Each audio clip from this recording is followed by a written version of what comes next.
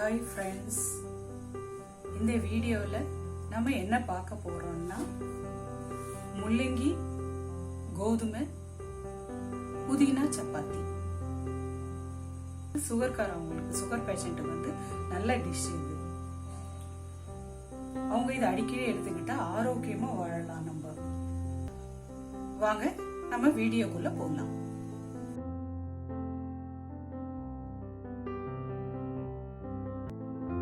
இதுக்கு தேவையான பொருட்கள் என்னன்னு பார்க்கலாம். கோதுமை மாவு தேவையான அளவு, முள்ளங்கி 1 கப், இஞ்சி பூண்டு விழுது 1/2 ஸ்பூன், கரம் மசாலா ஒரு 1/2 ஸ்பூன், மிளகாய் தூள் ஒரு 1/2 ஸ்பூன், புதினா 1 கப், சின்ன கப்பால 1 கப், தேவையான உங்களுக்கு சால்ட். இவ்வளவுதான் ஃப்ரெண்ட்ஸ் இதுக்கு தேவையான பொருட்கள். இதை எப்படி நம்ம செய்யறதுன்னு பார்ப்போம்.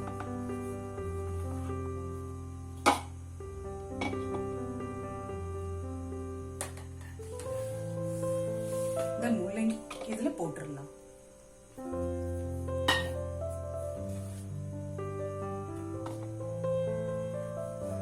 கொஞ்சம் தூள், தேவையான தூள்,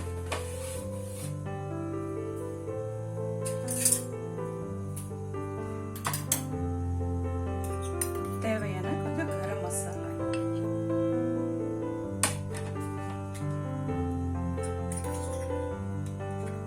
இஞ்சி பூண்டு விழுது,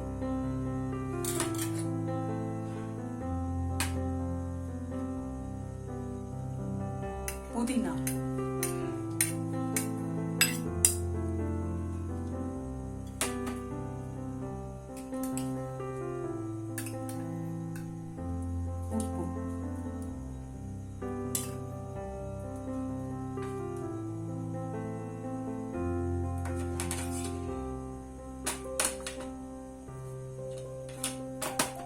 நம்ம மிக்ஸ் பண்ணிக்கலாம் ஃப்ரெண்ட்ஸ்.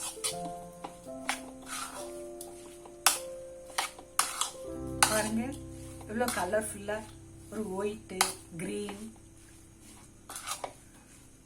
ஒரு லைட் ஆரஞ்சு, எல்லா கலர்லயே இருக்கு பாருங்க.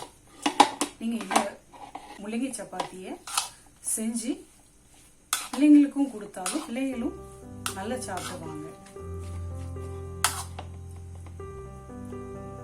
சுகர் பேஷண்ட்டுக்கு தான் ரொம்ப நல்லது. இப்போ நம்ம கோதுமை மாவை இதுல கலந்துக்கலாம்.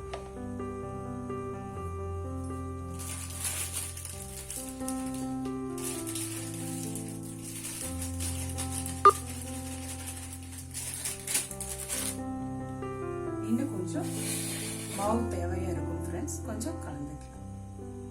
பாருங்க இதுக்கு தண்ணி எல்லாம் தேவையில்லை. இப்படி இது பசஞ்சிக்கலாம். இதுலயே முள்ளங்கிலே தண்ணிச்சத்து இருக்கிறதால நம்மளுக்கு சப்பாத்தி மாவு பிசைறதுக்கு தண்ணி தேவைப்படாது.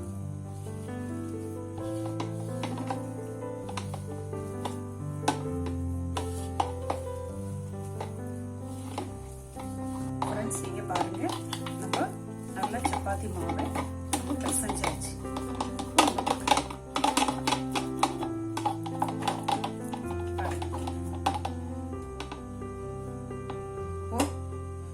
சூப்பரா இருக்கு, பார்க்கவே நல்லா இருக்கு பாருங்க.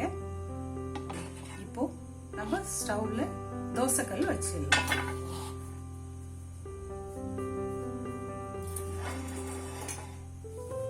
ஸ்டவ் ஆன் பண்ணிக்கலாம் ஃப்ரெண்ட்ஸ். இப்போ சப்பாத்தி போட்டுக்கலாம்.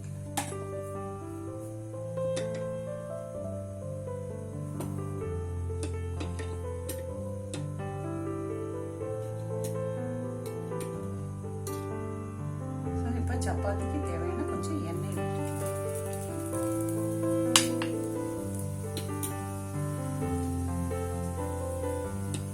கோதுமையில நார்ச்சத்து, புரோட்டீன் எல்லாம் இருக்கிறதுனால சுகர் பேஷண்ட்டுக்கு ரொம்ப நல்லது. அதே மாதிரி முள்ளங்கி பத்தி நான் உங்களுக்கு ஒரு விஷயம் சொல்றேன். இந்த முள்ளங்கி வந்து ரொம்ப நல்ல சுகர் பேஷண்ட்டுக்கு ரொம்ப நல்ல நல்ல உணவு ஃப்ரெண்ட்ஸ். கிராமத்துல பாதி பாதியா பிரிச்சு அந்த முள்ளங்கி சாப்பிடாம பாதி பேர், முள்ளங்கி சாப்பிட்டதுக்கு அப்புறம் சாப்பிடறவங்க பாதி பேர், அப்படி அவங்கள வருஷம் கணக்கா அவங்களே ரிசர்ச் பண்ணிருக்காங்க ஃப்ரெண்ட்ஸ். வருஷம் கணக்கா இந்த முள்ளங்கி சாப்பிட்டவங்களுக்கு சுகர் வரல ஃப்ரெண்ட்ஸ். அவங்களுக்கு சுகர் கொஞ்சம் கூட இல்லையா, சுகர் இல்லாததுன்னு சொல்லிட்டு ஒரு ஆர்டிக்கல் வந்தது. ஆனா முள்ளங்கி சாப்பிடாதவங்க அவங்கள செக் பண்ணும்போது அதுல நிறைய பேருக்கு சுகர் இருந்திருக்குது. அதனால இந்த முள்ளங்கி சிறந்த உணவு. அதனால இத சுகர் பேஷண்ட் வாரத்துக்கு ஒரு 3 நாள் 4 நாள் கூட நம்ம எடுத்துக்கலாம். இதை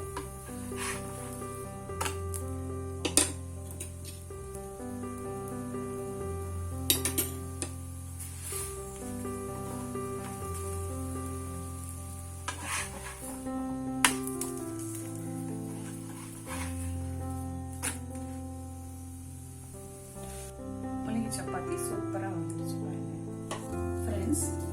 சப்பாத்தி, முள்ளங்கி சப்பாத்தி ரெடி ஆயிடுச்சு பாருங்க. எவ்வளவு சூப்பரா இருக்குன்னு சொல்லிட்டு சப்பாத்தி